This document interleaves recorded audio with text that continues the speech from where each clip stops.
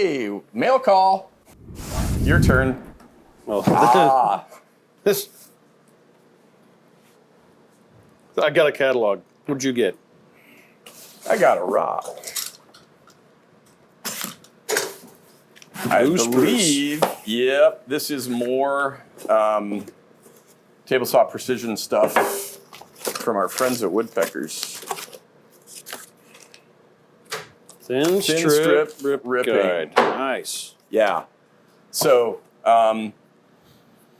you know, there's like lots of push sticks around that'll let you do narrow stuff, et cetera. But, you know, really cutting with a little distance between the blade and the fence is not a great idea. Right. Very easy to get a kickback, very hard to control.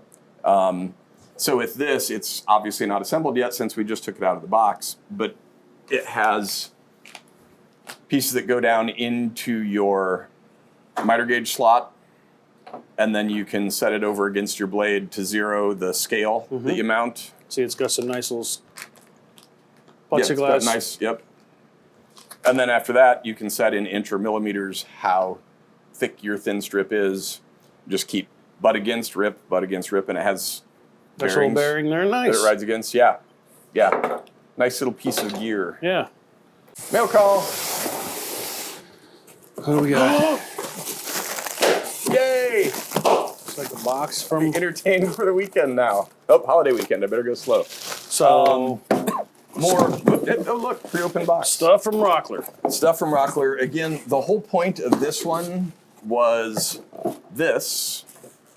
But they sent the fence to go along with it and the miter gauge. So this is a... Well, does this work on any other fence other than... Yes, this will work on any 2 1/4 or 3-inch tall fence. So most of the standard fences that are out there or that you might build.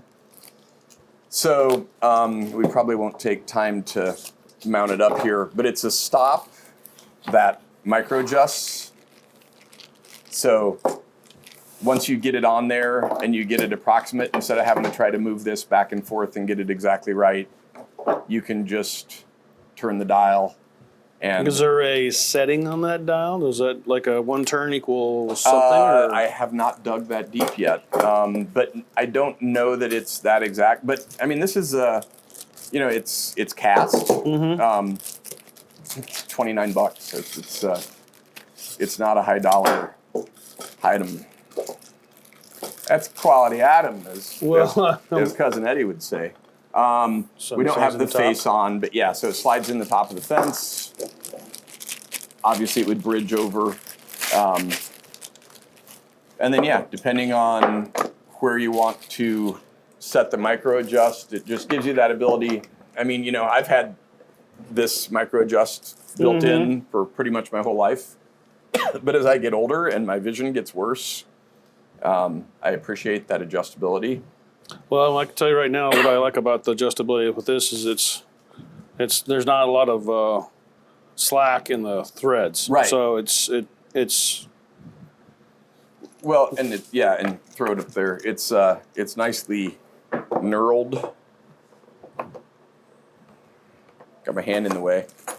And so it comes with 2 different, and these are metal too, not plastic. They're aluminum, so if you cut into them, you're not going to wound anything. A lot of people, you know, think that aluminum is okay with saw blades, with carbide tip saw blades. It's not going to be their best friend, but it's not going to cause problems. But the nice thing with it is it's nicely knurled, and you can actually reach it and adjust it while it's mounted. So yeah, depending on if you have a 2 1/4 inch tall fence or a 3-inch tall fence, you can change out the sides. Yep. Yeah. Clearly hasn't been opened yet. Oh wait, we need that box for photography.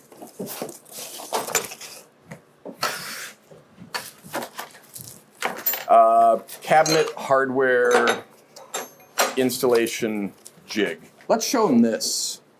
Yeah, because I don't think we're going to get this together. So when you're doing drawer pulls, you know, there's a number of these out there, but you can set the spacing between the mounting holes, and you can set the spacing from the top or bottom of your drawer face or door edge or whatever it may be. Yeah. Well, we Yep. know there are many of those out here, but these are something that most people should probably be purchased because we've all mounted something that's not perfectly straight up or down or Oh yeah. And if you're doing one cabinet, cool, or one door or one drawer, but who's ever doing one drawer? no. It's nice to have the repeatability. Yeah. Yep.